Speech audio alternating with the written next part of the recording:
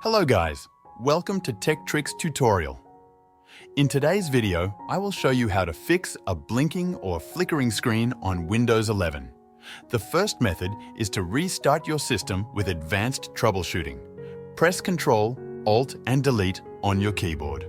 While holding the Shift key, click Restart.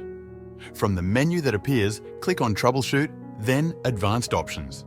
Select Uninstall Updates and then click on Uninstall Latest Quality Updates. This will roll back recent updates that might have caused the issue. The second method involves updating your display drivers. Right-click on the Start button and choose Device Manager. Expand the Display Adapters section, then right-click on your display adapter and select Update Driver. Choose Search automatically for drivers and let Windows check for updates. If that doesn't fix the issue, try the third method.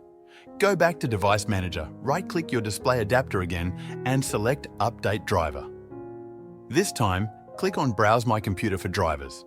Then select Let me pick from a list of available drivers on my computer.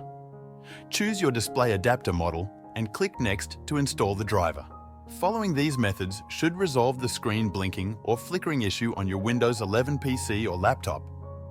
If you found this video helpful, please like and subscribe to our channel for more tech tips and tutorials.